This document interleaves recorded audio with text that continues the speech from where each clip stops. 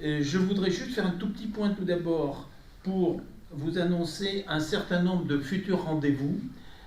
Alors au mois de mars, malheureusement, on n'a pas encore la date, ça sera probablement fin mars. On aura une séance plénière avec un intervenant qui s'appelle Paul Maillet, qui est un économiste qui est de l'OFCE, je crois, et qui nous parlera effectivement des enjeux économiques de la transition écologique. Parce que la transition écologique, c'est pas seulement, même si ça serait déjà important, les petits oiseaux et autres, c'est aussi beaucoup d'enjeux écologiques. Et malheureusement, je suis un peu du sud-ouest aussi, tous les gens du sud-ouest, avec toutes les inondations, les crues qu'on voit, comprennent les enjeux économiques. Le 8 avril, nous aurons une plénière avec Pierre-Yves Bocquet, qui a écrit un petit livre qui s'appelle « La révolution nationale en 100 jours et comment l'éviter ». Donc là, on est plutôt sur le côté positif-négatif, c'est-à-dire qu'effectivement, c'est un petit peu, si le Rassemblement national prenait le pouvoir en 2027, qu'est-ce qu'il pourrait faire en 100 jours? Et il pourrait faire beaucoup de choses, vu l'évolution des lois. Et le tract en question. Voilà, le tract en question. Voilà. Donc, le 8 avril. Le 19 mai, nous aurons une intervention de Frédéric Gros qui aura pour titre « Pourquoi la guerre ?» Malheureusement, c'est aussi des choses d'actualité qu'il faut débattre. C'est un philosophe qui a écrit ce livre « Pourquoi la guerre ?» en 2023. C'est-à-dire juste après le déclenchement de la guerre en Ukraine. Et bon, il viendra nous l'exposer et nous exposer la situation actuelle. Alors, si le sujet vous intéresse aussi, il y a aussi le livre d'Alain Bauer qui explique que la paix n'est qu'une parenthèse entre deux guerres. C'est aussi très positif, mais voilà. Malheureusement, c'est une opinion personnelle, je pense que le vernis civilisationnel est toujours très faible, quels que soient les pays, quels que soient les gens. Et ce qui m'a un peu traumatisé, si vous voulez, c'est de voir que l'Allemagne, en 1910, était un des pays les plus éduqués du monde, les plus avancés technologiquement, avec une culture formidable. Et on sait ce qui s'est passé dans les 30 années qui ont suivi. Donc, nul n'est à l'abri de ce genre de choses. Le 9 juin, nous inviterons Marc Lazare, qui nous parlera de son livre sur les populismes. Et en fin du mois de juin, nous aurons Madame Hélène Vaucher, qui parlera de la démocratie, des droits de l'homme, de tout l'état de droit, si vous voulez, qui là aussi est remis en cause par un certain nombre de personnes. Bon, c'est un programme qui est assez sérieux, malheureusement, qui est aussi en phase avec l'époque, et donc vous recevrez des invitations de façon régulière dans les prochaines semaines pour ces plénières. Maintenant, pour ce soir, nous avons intitulé notre plénière, qui est une plénière interne. Donc, je vais commencer par quelque chose de très court comme introduction. Ensuite, la parole sera libre.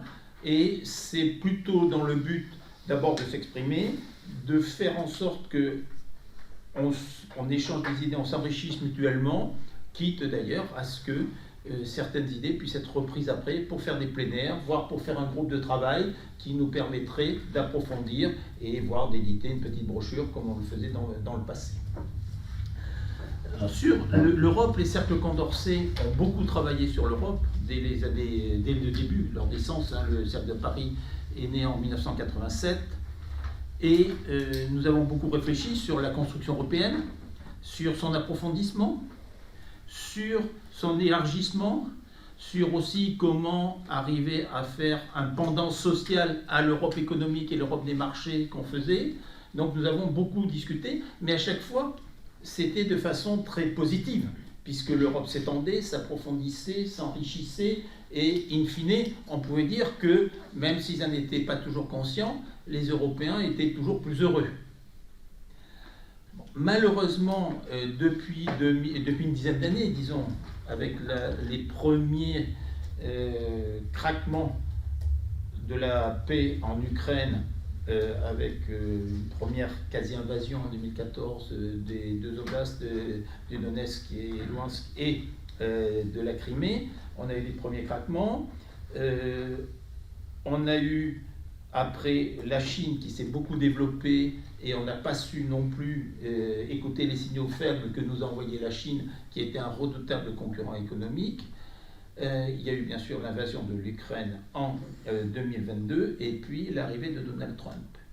Et effectivement, l'Europe s'était un peu endormie sur ses lauriers, était un peu satisfaite d'elle-même, et maintenant on se retrouve devant une grosse question. On ne sait plus trop dans quel monde on est.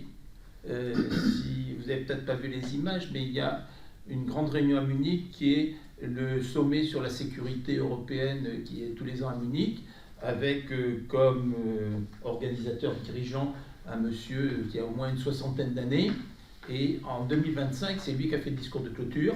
Après le discours de J.D. Vance disant les Européens vous êtes des nuls et puis ça va pas du tout, ce monsieur était en larmes. Il pleurait à la tribune parce que son monde s'écroulait, parce que l'ami américain était parti, parce qu'en plus il sentait qu'il y avait une crise économique en Allemagne et il ne savait plus où ils en étaient. Et il ne faudrait pas que face à ces empires, il arrive à l'Europe ce qui était arrivé au XVIIe, XVIIIe siècle. Il y avait ce qu'on appelait le royaume la République des deux nations, qui était la Pologne et la Lituanie. Alors on n'apprend pas beaucoup ça dans les livres d'histoire en France. Ce qu'il faut savoir, c'est que c'était 1 million de kilomètres carrés, c'est-à-dire 2 fois la taille de la France, et à peu près la population de la France. C'était quelque chose d'extrêmement puissant.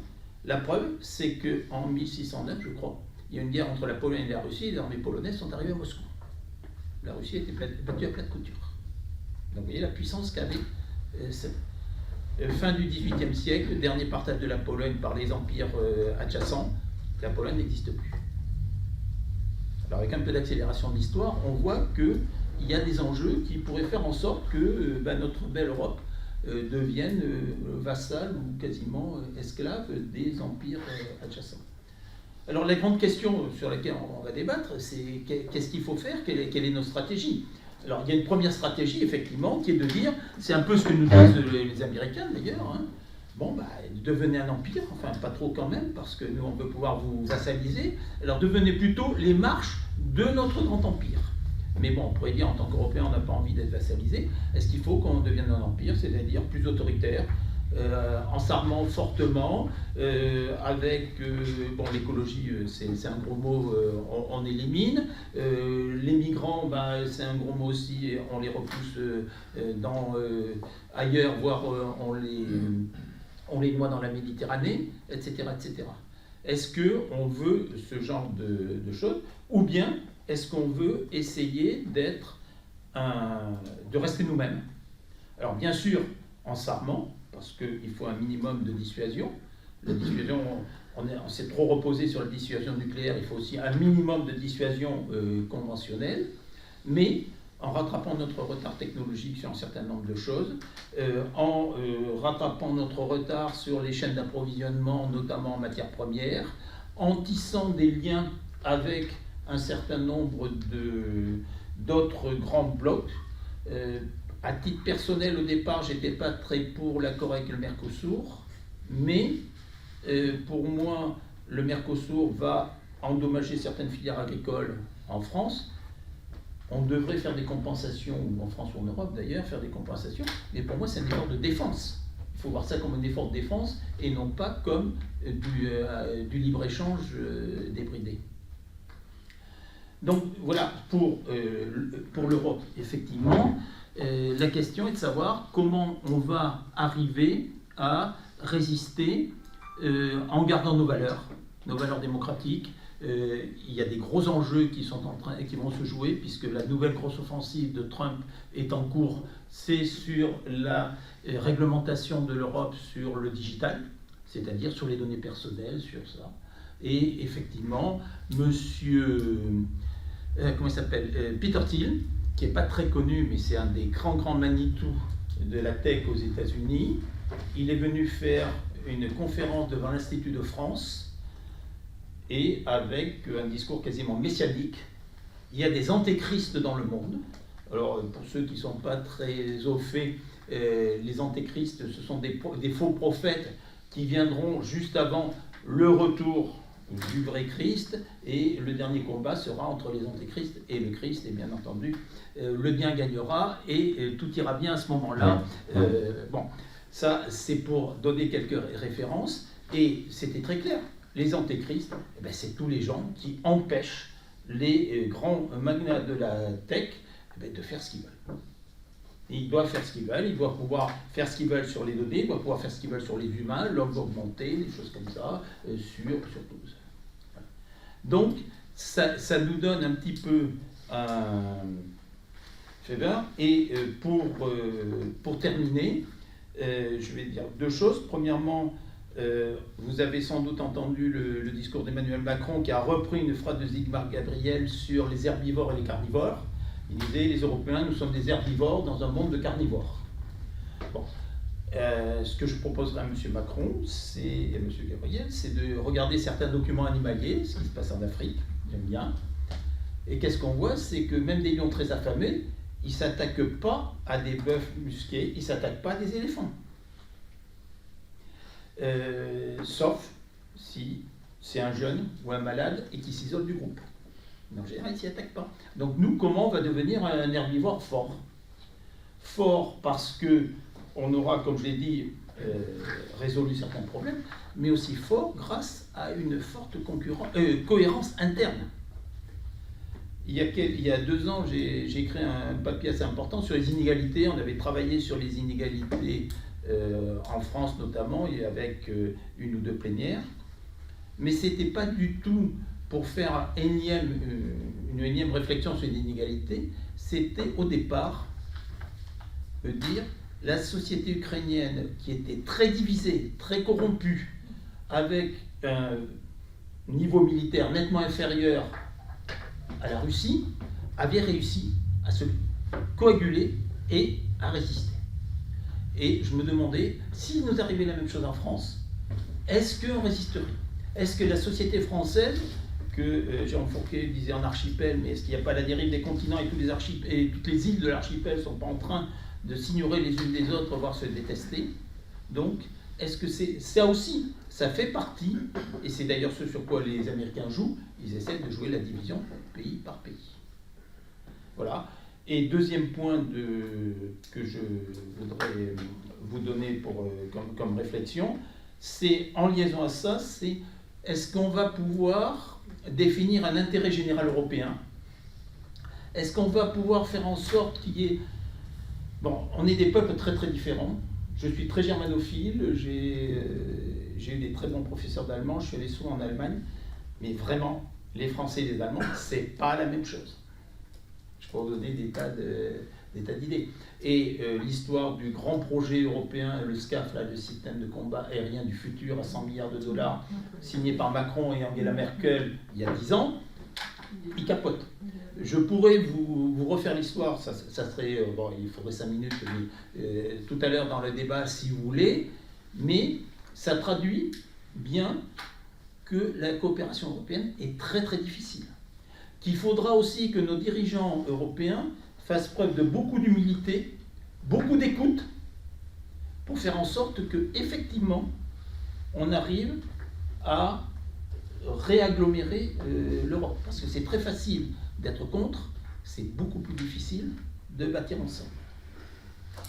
Voilà. Et vous savez, une bonne stratégie, c'est assez facile à faire.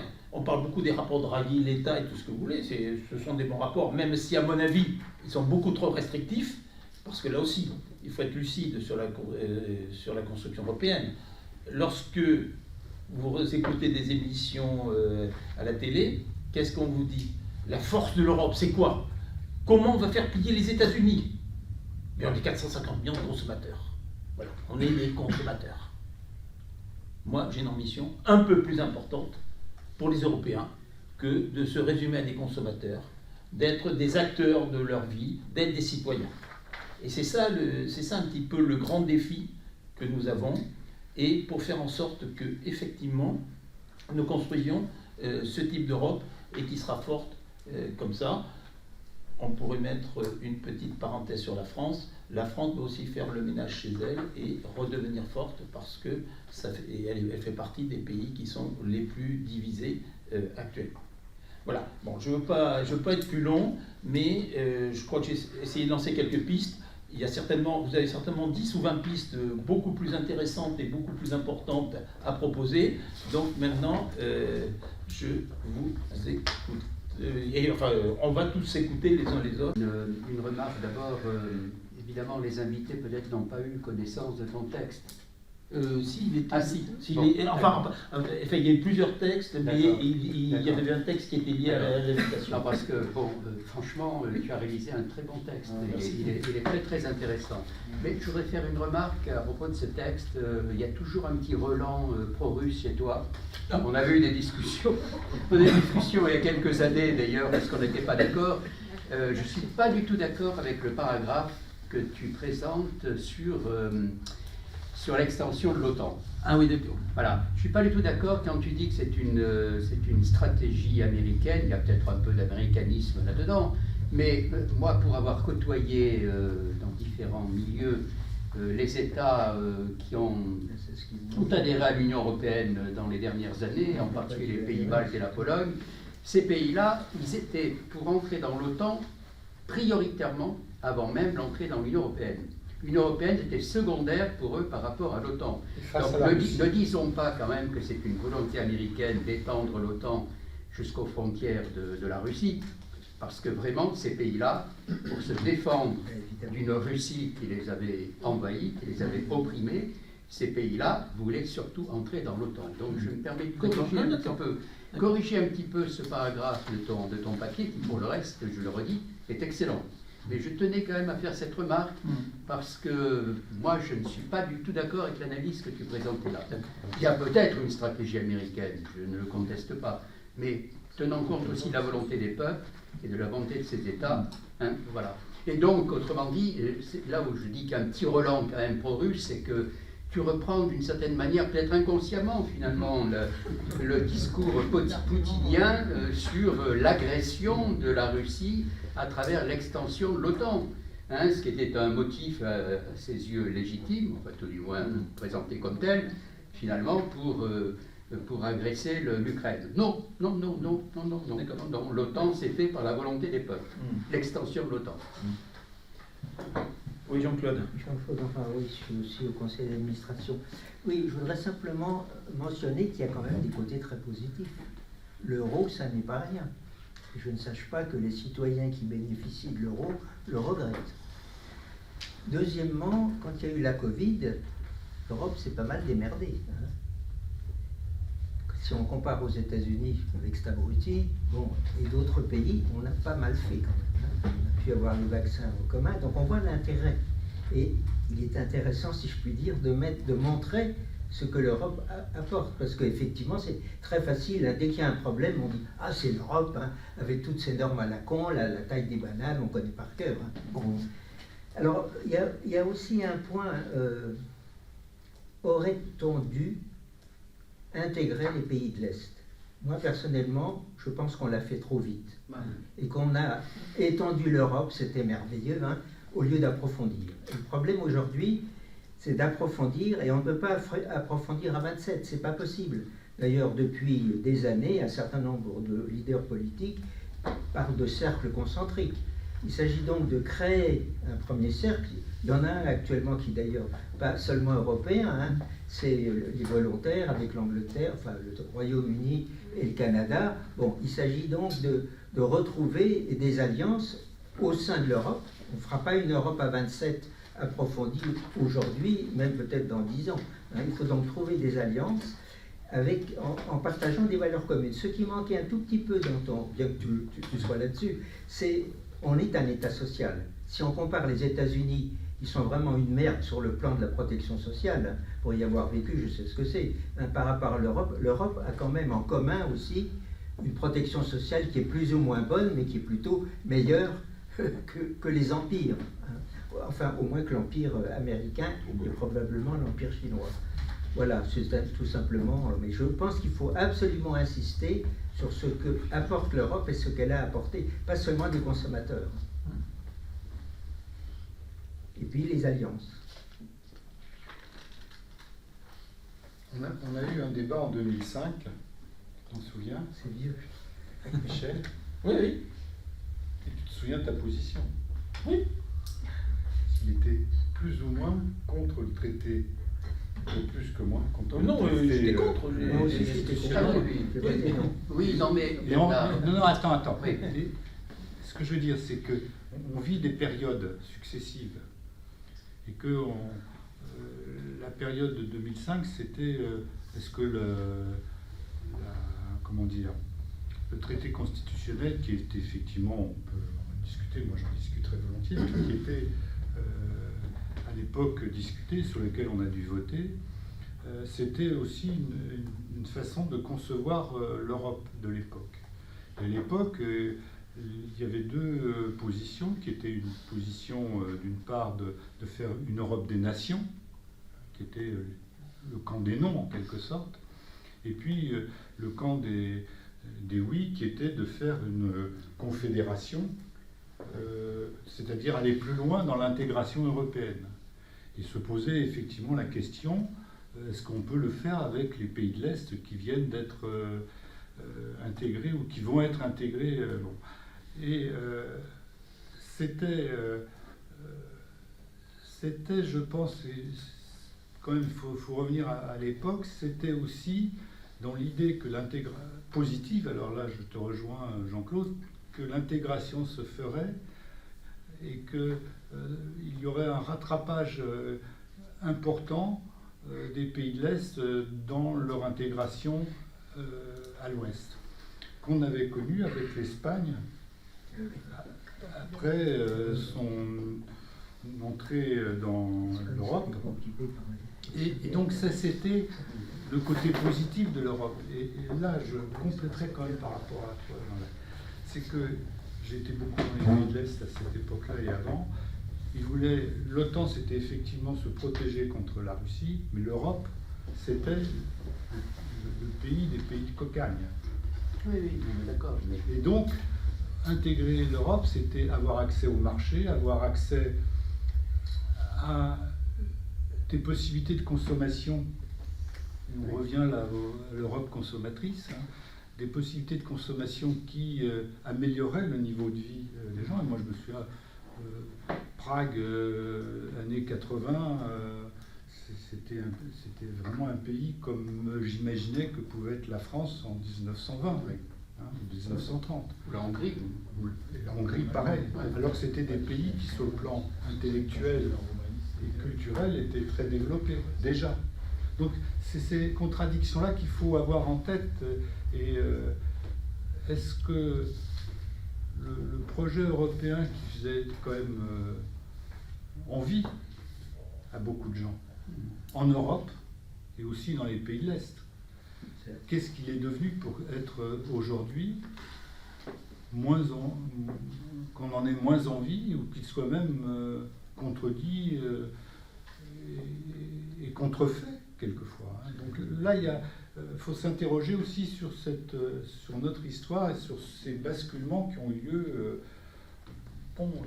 Les crises y ont joué un rôle. Et alors, le dernier point, si je peux rajouter quelque chose. Non, mais si tu peux développer pourquoi nous en avons moins envie maintenant, c'est intéressant. Là, c'est une question. C'est pas forcément une affirmation, et je pense qu'il ne faut pas affirmer trop de choses, d'ailleurs, parce qu'on doit se poser plus de questions que d'affirmer des faits pas très faciles à reconnaître. Il me semble que tu as cité un mot, on est une Europe de consommateurs, on est une Europe de producteurs aussi.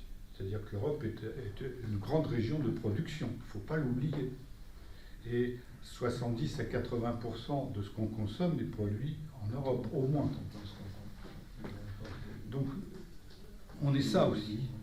Mais ce qu'il me semble, c'est que l'Europe, après le traité de Maastricht et après plusieurs traités successifs, s'est plutôt développée, et c'était d'ailleurs l'objet du débat en 2005 entre nous, plus autour de l'élargissement des marchés, plus vers le marché qui a été créé, s'est développé, c'était sans doute une bonne chose, mais plus vers une libéralisation des marchés et vers la mise en place d'une économie qu'on dit aujourd'hui néolibérale, c'est-à-dire favorisant les entreprises, exigeant à terme une réduction du modèle social. Il faut bien avoir ça en tête. Et d'ailleurs, on est en train de le vivre actuellement. Et ça, c'est quelque chose qui fait que ce qui était vécu comme une Europe qui améliore les conditions de vie des gens apparaît de plus en plus à un certain nombre de personnes comme une Europe qui ne va pas améliorer la situation de la vie des gens et qui risque même de construire des inégalités qui n'existaient pas. Or ça me paraît être l'un des points qui fait que l'Europe n'est plus considérée, notamment par des gens qui veulent à l'extrême droite aujourd'hui, comme quelque chose qu'on veut pour notre avenir ou pour l'avenir de nos enfants.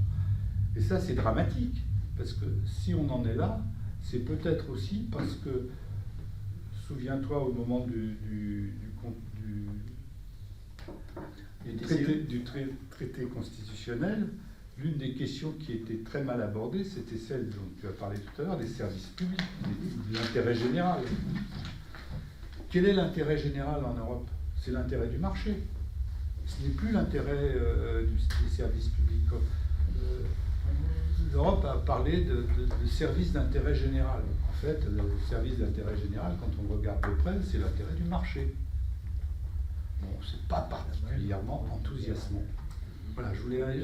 C'est sur des points que tu as développés, hein, mais qui me semblent où il faut vraiment travailler sur les contradictions et sur les nôtres, notamment.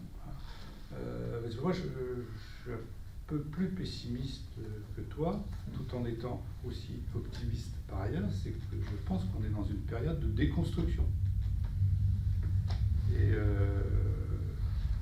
c'est pas forcément une mauvaise chose, parce que chacun peut peut-être innover mieux qu'en coopération, mais il y a des risques. Voilà. Je vais peut-être parler un peu trop longtemps. Non, c'est bon, c'est bon. Oui, Bruno. Oui, si on considère que les années 80 ont marqué l'entrée de la grande revanche du capital contre le compromis social de l'après-guerre, la deuxième phase de la construction européenne a été, pour les pays européens,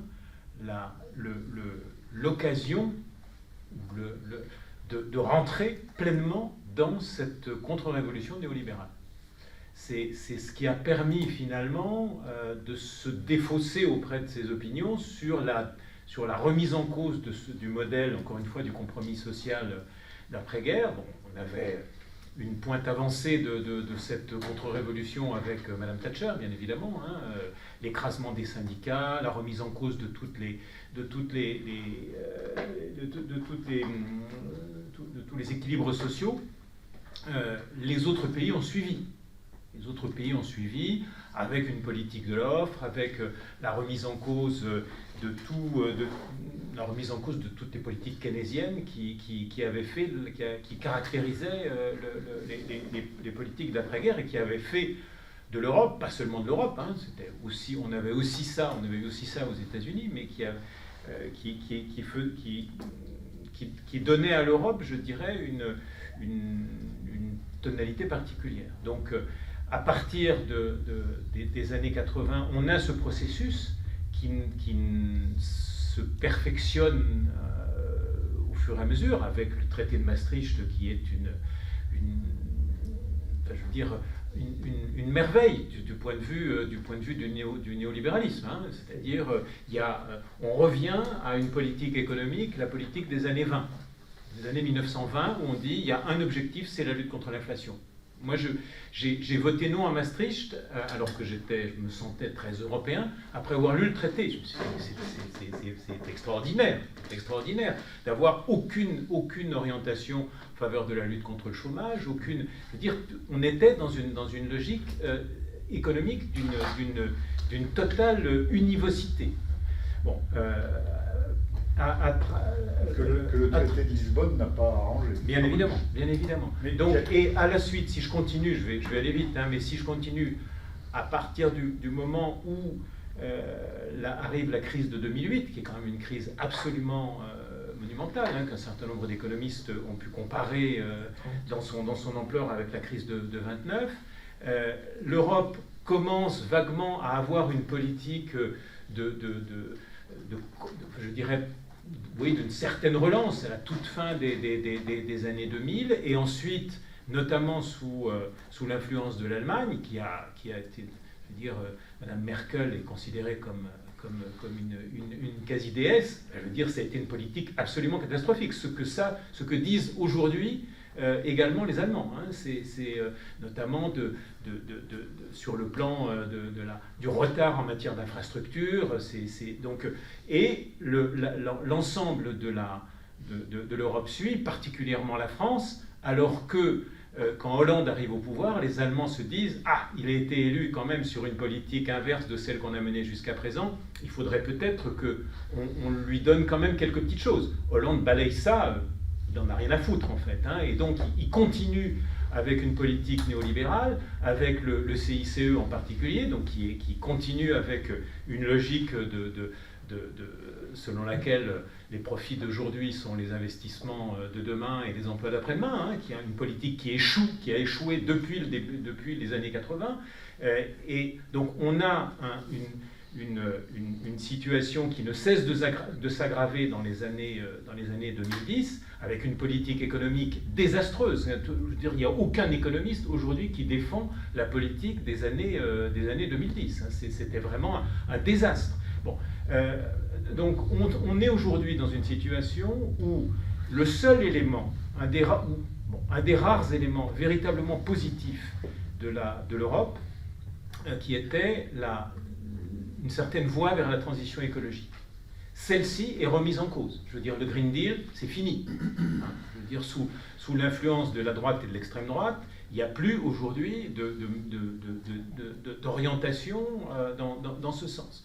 Donc, on se trouve aujourd'hui véritablement à la croisée des chemins. On est aidé par Trump, puisqu'il nous dit ne comptez pas sur moi en aucune façon. Donc, il nous dit vous êtes seul, donc, et en plus vous êtes potentiellement mes ennemis. Et je vais faire en sorte d'élire de favoriser l'élection de l'extrême droite dans vos pays de merde.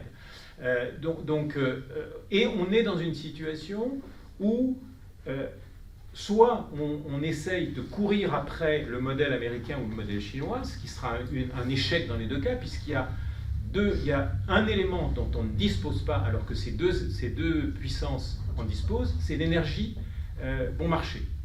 Énergie carbonée pour les États-Unis, énergie décarbonée pour la Chine.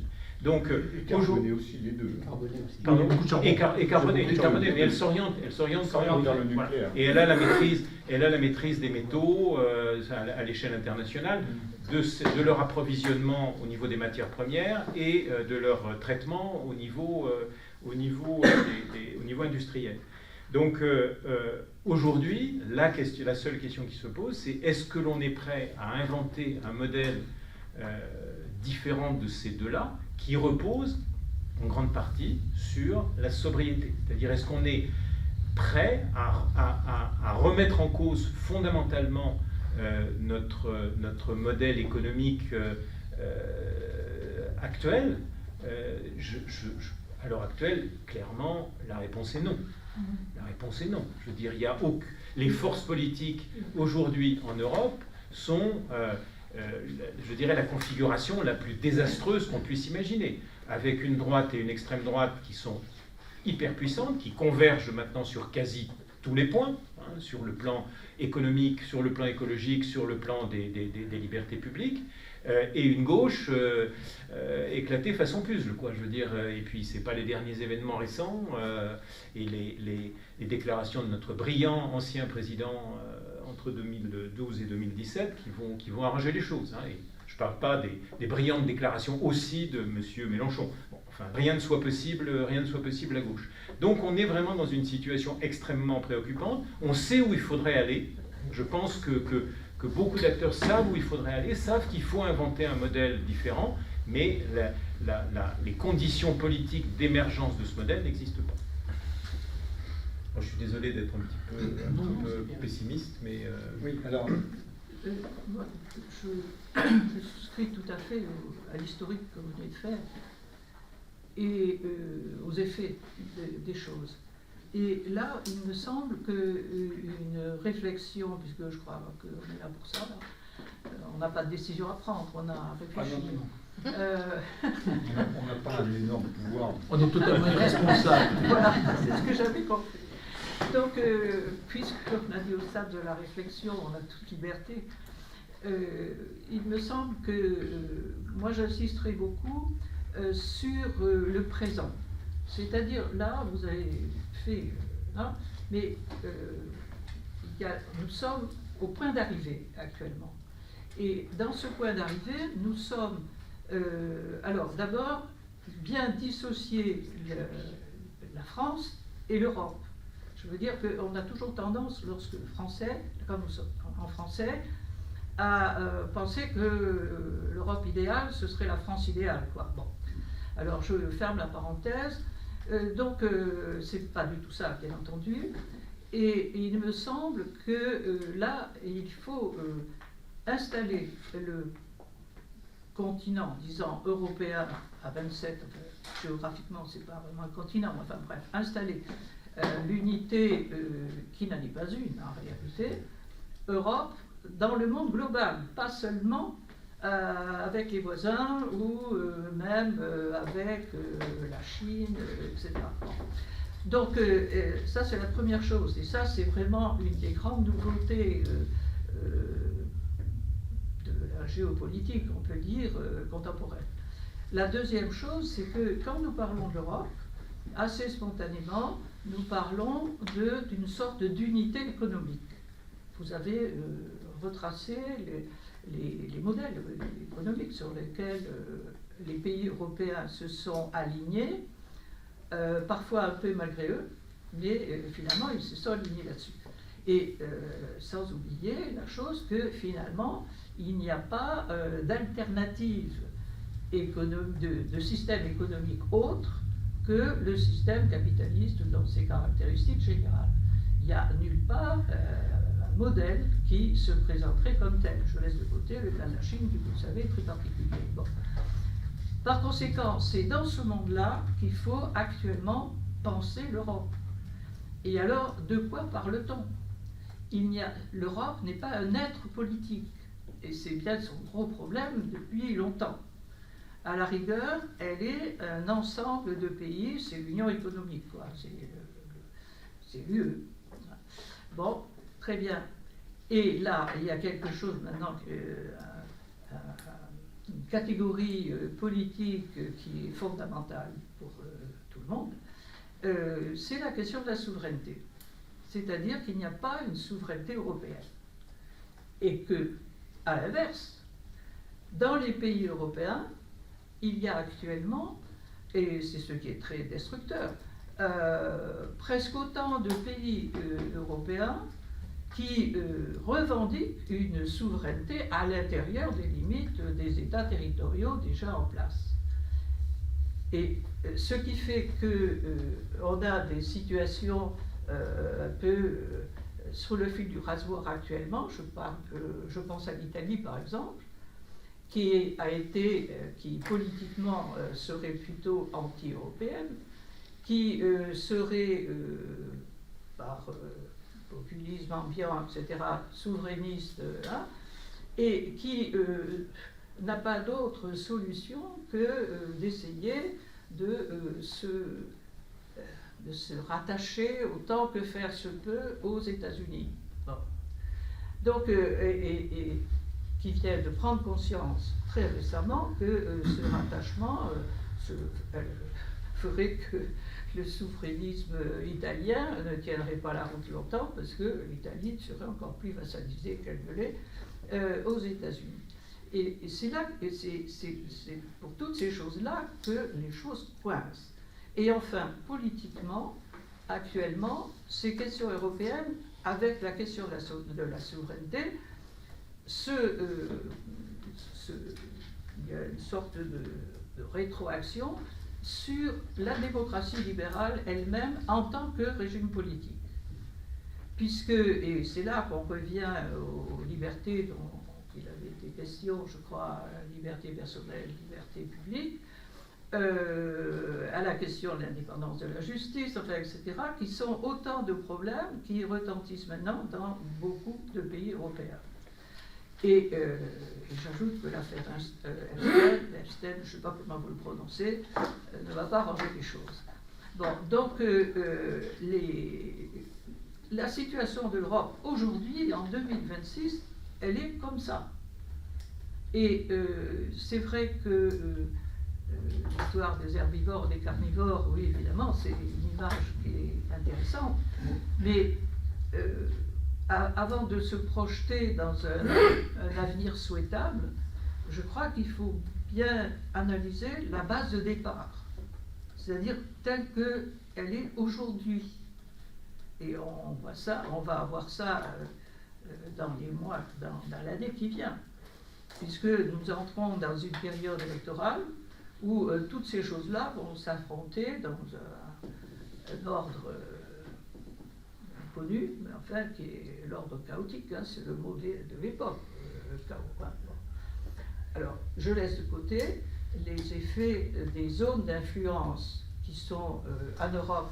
Les zones d'influence, vous savez, c'est la guerre hybride telle qu'elle est aujourd'hui. La zone d'influence américaine qui vise évidemment à la désarticulation de l'Europe, parce que les pays européens sont un grand marché, éventuellement une zone de production, mais là il faudrait voir la question des investissements hein, pour la production. Et deuxièmement, l'autre zone d'influence, c'est l'influence russe, dont la visée est assez claire. Hein. Il s'agit pour la Russie de reprendre, là aussi la géopolitique là, est très utile, de reprendre de l'autorité, du pouvoir, sur cette zone qui a toujours été tiraillée d'ailleurs entre les deux, des pays qui vont de la Baltique à la mer Noire. Quoi. Toute cette sorte de charnière géographique là, qui est toujours exposée. Vous parliez de la Pologne tout à l'heure, qui a été partagée combien de fois entre l'Autriche, l'Allemagne et la Russie. En gros, c'est les trois. Bon. Alors ça s'appelait la Prusse, ça s'appelait l'Empire autrichien, après ça a été austro-hongrois, et voilà quoi. Si bien que, et c'est là qu'on arrive alors au dernier, enfin je ne veux pas être trop long, mais au problème de l'Europe aujourd'hui, c'est que cette Europe à 27, dans ces 27 pays, tous ces pays n'ont pas les mêmes intérêts, et en particulier pour la question de la sécurité. Les pays qui se trouvent, justement, on en a un extraordinaire, enfin c'est un exemple limite avec l'Ukraine, puisque l'Ukraine n'appartenait pas à l'UE, mais voilà. Et si les pays scandinaves, qui jusque-là étaient très réservés à l'égard de l'OTAN, alors ne parlons pas des pays baltes, là on les comprend, c'est pas difficile, se sont précipités plutôt vers les États-Unis, et pour eux, les États-Unis c'était l'OTAN parce que c'était d'abord leur propre sécurité, eh bien c'est ça là, qui meut ces pays-là. Alors que la sécurité qui est d'ordre militaire, disons, pour les pays de l'Europe de l'Ouest, est une question qui ne se pose pas d'une façon aussi aiguë. Et là aussi, il faut revenir à la géopolitique, quoi. Voilà. Donc moi j'inviterais plutôt à approfondir l'Europe aujourd'hui. Reprendre là, ce que vous venez de dire, c'est que je crois que il faut tenir compte en Europe comme ailleurs, mais en Europe du fait que l'État-nation c'est quelque chose qui est très solide. Hein. Et ce qui me frappe dans votre proposition, c'est que vous reprenez l'exemple français où historiquement les provinces se sont fusionnées, quoi, disons. Mais ça remonte à loin, ça. Ça remonte au moins au XVIIe siècle. Et avec un État qui a été très tôt très centralisé. Donc la constitution de l'État-nation est quelque chose qui est explicité même à la fin du XVIIIe siècle en France. Mais il se trouve qu'actuellement en Europe, il y a tous ces mouvements nationalistes sont une sorte de réactivation de l'État-nation, c'est-à-dire nation et qui est englobée dans la structure politique, disons, qui est l'État. Et ça ne favorise pas du tout cette sorte de fusion à laquelle vous semblez aspirer. Mais je ne conteste pas l'espoir que vous y mettez, bien entendu. Mais ça me paraît, ce qui se passe actuellement me paraît être le contraire de ça. C'est pas de méprise, hein. Moi j'appelle pas au retour des nations. Hein. Non, mais c'est pas ça. C'est que l'actualité. Non, mais l'actualité, c'est le contraire. C'est que à l'intérieur même de l'UE, disons, vous avez des mouvements qui revendiquent un héritage historique spécifique, ceci et cela. Alors là, l'histoire sert beaucoup, hein, etc. Et curieusement, dans des États comme l'Espagne, par exemple, où la centralisation politique est très ancienne et avec une structure fédérale, avant le mot, pendant longtemps, et qui n'a connu véritablement que l'unité nation-État que du temps du régime de Franco, l'attitude de l'Espagne aujourd'hui est assez originale dans les pays européens, parce que justement, elle ne remet pas sur la nation espagnole, et que depuis son entrée dans le marché, ce qu'on appelait le marché commun, elle a joué à fond le jeu de l'Europe. Bon. Et ça, c'est un cas, mais ce n'est pas le cas d'autres pays. Ce qui bride l'Allemagne actuellement pour rentrer en retour à l'État-nation, la nation d'abord et l'État qui verrouille le tout, c'est, la pudeur nécessaire que lui impose le passé récent de l'Allemagne, c'est tout. Mais les partis extrémistes allemands, qui se revendiquent du nazisme plus ou moins affiché, etc., il faut bien comprendre ce que ça signifie. C'est le nationalisme allemand tel que on l'a connu, qui s'est affirmé, un pays qui a fait son unité tardivement, il ne faut pas l'oublier, ça remonte à 1870.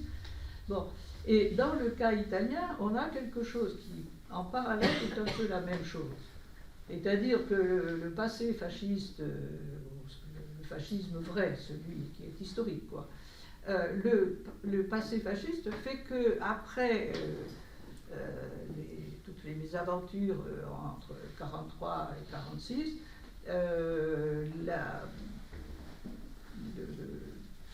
le nationalisme italien peut alors là s'adosser à un gigantesque héritage culturel, mais là aussi est obligé d'y aller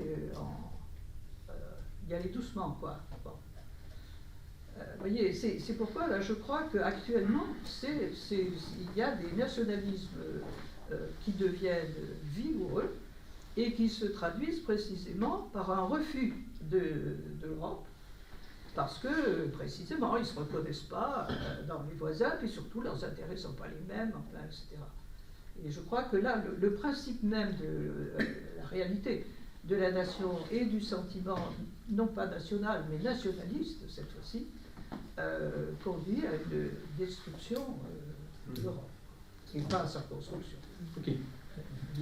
Et vous pouvez vous présenter? Oui, Yves Chartac, donc je suis numéro ici, enfin même si je suis... Non, non, vous êtes déjà venu il y a longtemps. Oui. Oui, oui. Pas longtemps. Donc moi je vais réagir sur deux choses. D'abord j'aimerais réagir un peu dans cette direction de... Il se trouve que j'étais dans le comité de direction de l'OMS Europe en 2000 pendant 7 ans avec un directeur qui était français comme moi. Et il y avait 52 pays qui sont couverts par l'OMS Europe. Ces 52 pays, c'est ceux du Conseil de l'Europe de Strasbourg. Il y avait les pays de l'Union, il y avait 15 pays de l'Union européenne. Et puis en cours de route, on est passé à 24, et puis à 26, et donc j'ai vécu ce changement.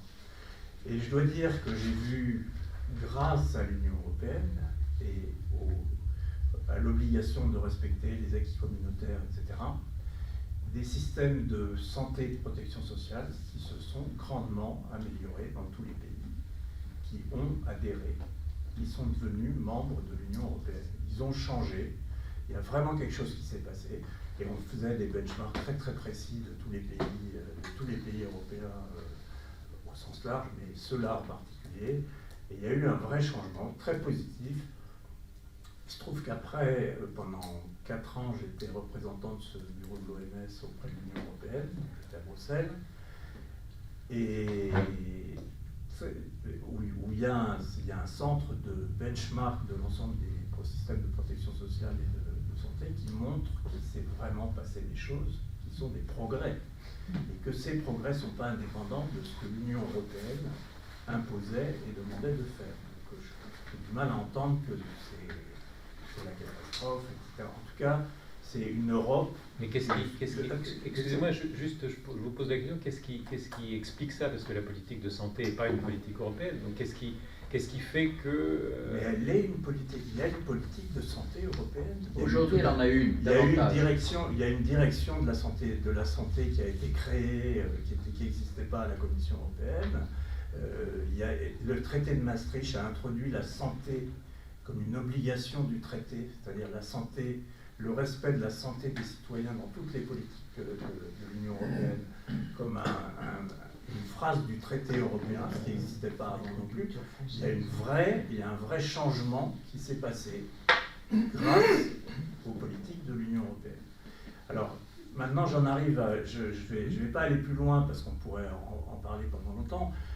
Il y avait aussi, nous on avait tous les pays de l'ex-Union soviétique, de l'ex-Yougoslavie, on avait les 52 pays, je ne vais pas parler de ça. Mais j'ai un message que de mes expériences de cette vie internationale, c'est la catastrophe de la France et la catastrophe de la coopération, l'incapacité à coopérer avec les autres. Je m'excuse de le dire comme ça. J'ai vu des situations dans lesquelles on avait la chaise vide de la France alors que tous les autres pays étaient là, quand il s'agissait de travailler ensemble. J'ai vu des dirigeants français débarquer dans des salles, il fallait que tout s'arrête pour qu'ils puissent parler et qu'ils repartent juste après, alors que tous les autres membres de l'Union européenne, quand il y avait un ministre, etc., ils s'asseyaient, ils l'écoutaient pendant 2 heures, et puis après ils parlaient et repartaient. Je m'excuse, il y a une révolution culturelle à faire de la France par rapport aux autres. Il y a la langue déjà, c'était incroyable. Les Français ne parlaient toujours pas anglais, pour une bonne partie d'entre eux. Ce qui est quand même terrible, parce qu'on ne peut pas collaborer si on n'a pas une langue commune. Et donc, je suis très très négatif sur cette capacité de la France à collaborer avec les autres. Voilà, je le dis comme je le pense aujourd'hui. Il y a une vraie révolution culturelle à faire. C'est l'arrogance? Oui. Ah oui. Yves. Pour avoir vécu dans d'autres, pour avoir connu l'Europe à l'intérieur, je ne me reconnais absolument pas dans ce que vous dites. Je veux dire, la France jouait le jeu. Moi, je travaillais dans le secteur des transports, de l'équipement. Il n'y avait pas cette spécificité, il n'y avait pas ce côté caricatural que vous décrivez, que je ne conteste pas, peut-être. Mais je pense que c'était spécifique à ce secteur-là. Oui. Moi, je ne l'ai pas connu. Oui, parce que l'OMS, la France est toujours... on n'a rien à foutre de l'OMS. Ça a été... Non, mais là, je parle de l'Union, même de la DG, Non, mais je parle de la France. de la Commission européenne, de la DG Santé, de l'OMS. dans les groupes de travail.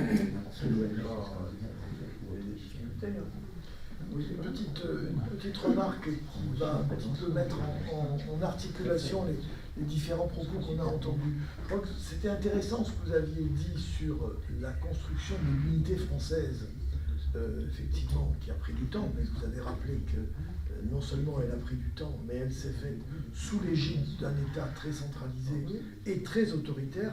Je rappelle pour l'anecdote que sous la Troisième République, les enfants qui parlaient patois à l'école étaient punis. Voilà, donc je veux dire, aujourd'hui on peut dire oui, on est fier qu'on soit alsacien, basque ou auvergnat, mais dans la vraie vie, ça ne s'est pas fait de manière aussi douce et aussi sympathique qu'on l'imagine. On voit bien que ce modèle-là ne semble pas pouvoir être transposé à l'échelon européen. Il n'y aura pas d'État centralisé européen qui imposera, on ne sait d'ailleurs pas trop quoi, puisque voilà. Bon, voilà. Donc c'est un peu compliqué. Alors effectivement, j'ai pas de réponse, on a non plus, j'ai que des questions. Comme disait Bernard, on a plus de questions que de réponses. Est-ce qu'on peut trouver une voie, une méthode, je sais pas, qui permettrait néanmoins aux pays européens de consolider à tout le moins, et au moins d'éviter, au moins de détruire, ce qu'elle a eu péniblement plusieurs décennies à construire, et encore de manière un petit peu bancale.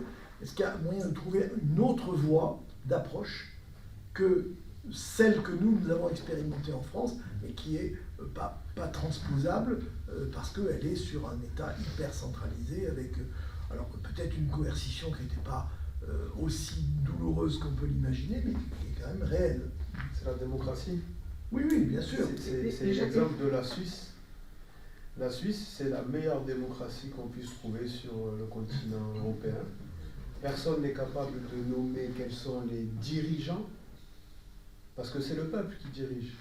Parce que c'est le peuple qui vote et qui a cette culture de la démocratie. Et c'est grâce à ça. Avec des votes qui ne sont pas toujours extrêmement. Ah oui, ça c'est autre chose. C'est autre chose. Oui, non, mais dire le peuple peut aussi avoir tort. Non, bien sûr, il faut l'accepter. Il faut l'accepter. Bon, Jean-Paul. Ça ne veut pas dire que. Alors, avant de finir la réunion, je vais vous jeter dans le désespoir le plus complet. Ah, ben voilà. Comme d'habitude. Comme d'habitude. D'abord, je crois que l'Europe aujourd'hui n'est absolument pas adaptée à la situation telle qu'elle se développe. Pour l'instant, ça peut changer, telle qu'elle se développe à l'échelle mondiale, que moi je crois quand même que ce sont les conditions matérielles et sociales d'existence qui déterminent la conscience et pas l'inverse. Or, aujourd'hui, on n'entend que des débats sur les problèmes politiques, idéologiques. Alors, sur le plan de l'économie, tout le monde a une opinion, que ce soit Yanis Varoufakis, que ce soit, comment il s'appelle, le Queen Slobodian, enfin tout le monde a une idée, Morin. Alors pour l'un c'est le capitalisme de la catastrophe, pour l'autre c'est le capitalisme de la finitude, et puis un autre, etc. Donc personne n'est capable de comprendre ce qui se passe. Par contre, ce qui se passe, et que l'on voit, c'est que partout, la réponse à la situation aujourd'hui, c'est l'autorité.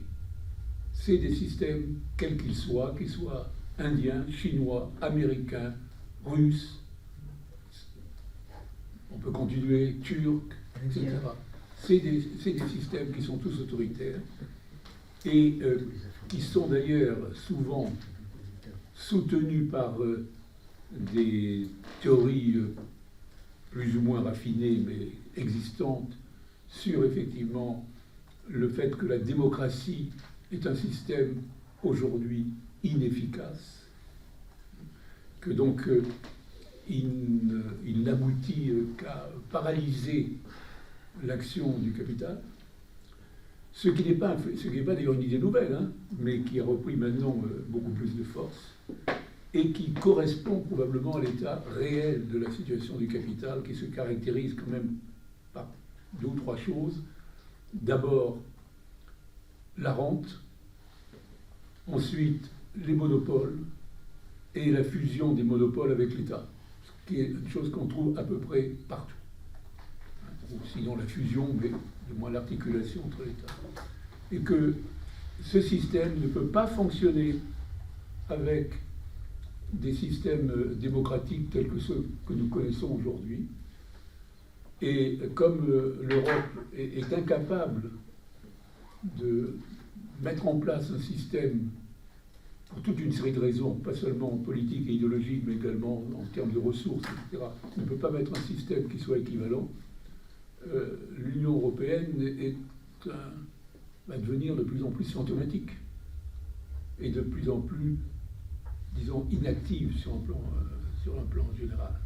Donc je crois que, alors on peut se tromper, hein, des événements peuvent se produire tout à fait inattendus, mais aujourd'hui, je pense que les valeurs ou les principes sont vraiment des murs bien friables par rapport à la situation globale. Je pense que si on ne regarde pas l'évolution du système capitaliste dans son ensemble, mondialement, on ne peut pas comprendre ce qui se passe en Europe et la paralysie de l'Europe. Simplement, l'Europe est inadaptée aux circonstances actuelles et qu'on ne voit pas comment elle pourrait s'y adapter, puisque la seule façon de s'y adapter, ce serait de devenir elle-même un système impérial et autoritaire, ce qu'un certain nombre de gens d'ailleurs souhaitent, mais pays par pays, mais pas à l'échelle de l'Europe. Et donc c'est, à mon avis, le sursaut est très improbable. Bon, vous avez des distributions de Prozac et de Gasilaro à la sortie. Bon, non mais merci. Non mais Jean-Paul, alors bon, je crois qu'on a. Est-ce qu'il y a quelqu'un qui veut dire quelque chose? J'ai attendu la fin. Non mais est-ce qu'il y a bon, voilà. Si vous avez une ou deux petites remarques à intervenir derrière ça. C'est plutôt rassurant que l'Europe soit pas mûre pour la dictature. Oui, quelque part, ça rejoint un peu parce que quand j'ai parlé des cercles concentriques et ensuite des autres cercles qu'on construit, et il peut y en avoir pas mal, c'est que finalement la question à se poser, mais tu as un peu répondu. Non, moi c'était sur le vieillissement de la population européenne. On n'a pas abordé, c'est un vrai sujet. C'était, est-ce qu'on peut avoir une Europe fédérale ou une Europe des nations? On est plutôt dans une Europe des nations, et de ce que je comprends dans la discussion de ce soir, c'est qu'on enterre l'Europe fédérale. Ce que moi j'essayais de croire, peut-être naïvement tout à l'heure, en parlant d'un premier cercle avec la convergence petit à petit de certains critères. Et on voit que c'est très compliqué de par la force de chaque pays qui veut garder ses privilèges, qu'ils soient industriels ou autres. Et on voit bien que les États-Unis jouent là-dessus dans les négociations pour utiliser des leviers avec tel ou tel pays pour avoir tel ou tel pays. Voilà. Mais la question était sur l'Europe fédérale, l'Europe des nations, mais je crois qu'on y a un peu répondu. Mais c'est pas qu'on l'enterre, c'est que c'est complètement irréaliste actuellement. C'était ça semble irréaliste. Peut-être d'une époque, mais... Oui. Mais c'est bien sûr que c'est souhaitable, mais franchement, c'est parce qu'on se demande bien comment y arriver. Moi je pense qu'il y a un contexte quand même qui est tout à fait inquiétant. Par ailleurs, je souscris à tous les aspects positifs de ce qu'on peut appeler la culture, l'identité européenne, mais le vieillissement est un vrai problème, parce que le vieillissement, c'est aussi l'attrait pour les populismes, l'attrait pour les différentes formes de régimes autoritaires, une fermeture à la diversité, qui pourtant fait partie des emblèmes de l'Union européenne, unie dans la diversité. Et tous ces problèmes sont majeurs parce que ça gangrène les sociétés européennes aujourd'hui. Le vieillissement qui s'accompagne du refus de l'immigration. Absolument. La seule consolation, c'est qu'on n'est pas les seuls à vieillir. Oui. Non, on est quand même aussi concernés. Bon, ok, bien. Eh bien, écoutez, merci beaucoup. J'espère que vous aurez pris plaisir à écouter cela. Je voudrais juste dire 2 ou 3 petites choses de conclusion. Une première, c'est qu'effectivement, on va essayer de faire un résumé de tout ça, on vous enverra, que ça nous inspirera aussi au niveau du conseil d'administration pour faire d'autres plénières, d'autres choses. Et je voudrais terminer par 2-3 considérations sur ce qui a été dit rapidement. Tout à l'heure, on a parlé d'amis, de choses comme ça. Le problème, c'est qu'en politique et dans les États, il n'y a pas d'amis, il n'y a que des intérêts.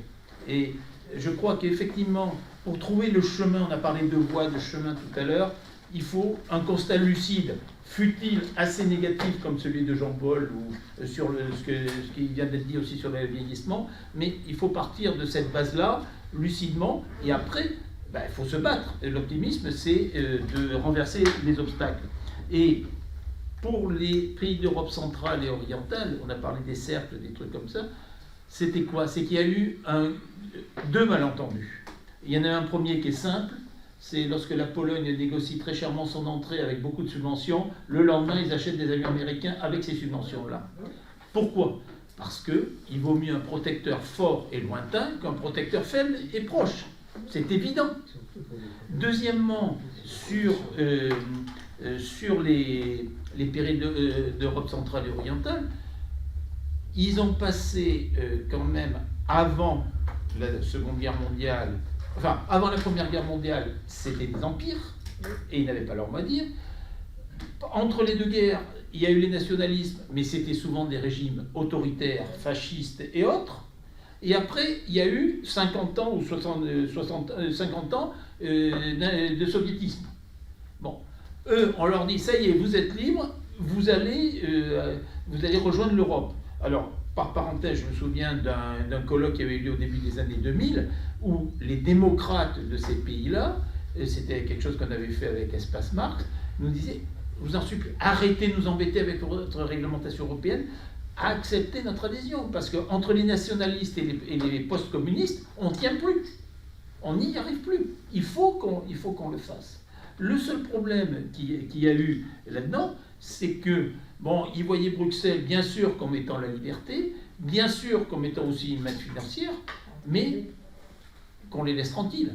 Et lorsque, effectivement, toute la machine bruxelloise est arrivée en disant « Ah, mais oui, mais il y a des réglementations, mais oui, mais il y a ceci, mais il y a cela », eh bien, ça crée un clash. Donc ça, c'était le premier remarque. Deuxième remarque qui est liée un petit peu à ça, excusez-moi, je vais dire quelque chose de très simple, mais je pense que pour aller vers l'autre, on a parlé de migration, il faut être soi-même bien dans ses baskets. Et le sujet, c'est qu'il y a un mal-être social qui s'est développé depuis 10, 15, 20 ans, bon ça on en a parlé, et qui suinte dans tous ces pays-là. Et effectivement, ces pays-là, on se referme, on va vers l'autoritarisme, vers toutes ces choses-là. Et on accepte de moins en moins les immigrés. Dernier point que je voudrais dire, c'est à propos de ce que vous disiez tout à l'heure. Si je me souviens bien, vous êtes historienne, non? Oui. Oui, voilà. Bon, parce que, justement, vous êtes fait l'avocat du présent, donc effectivement, ce qui est peut-être, enfin, ce qui pourrait sembler un contre-emploi pour une historienne, mais je crois qu'effectivement, si on veut, il faut analyser le présent avec lucidité, mais aussi il faut comprendre l'histoire. Je crois que c'est pour ça que lorsque j'ai parlé de chemin en conclusion, j'ai parlé de beaucoup d'humilité, d'écoute entre les différents pays qui sera nécessaire, des remises en question de nos paradigmes. C'est dans le papier, je ne vais pas refaire 10 minutes sur l'ordolibéralisme et le mercantilisme allemand. Le mercantilisme allemand, ça date de la Hanse, hein, c'est le Moyen-Âge, hein, toutes ces choses-là, et qui explique pourquoi les Allemands se sont comportés comme ça. Et le problème qu'il y a eu, c'est ce que je crois que je dis dans le papier, c'est que ça a fonctionné de façon macroéconomique. Les chiffres macroéconomiques sont bons. Les Allemands faisaient des gros excédents. En plus, ils ne voulaient surtout pas de responsabilité politique et militaire. Je me souviens de mon prof d'allemand que j'aimais bien, qui dans les années 60 disait, les Allemands, ils veulent être une grosse Suisse.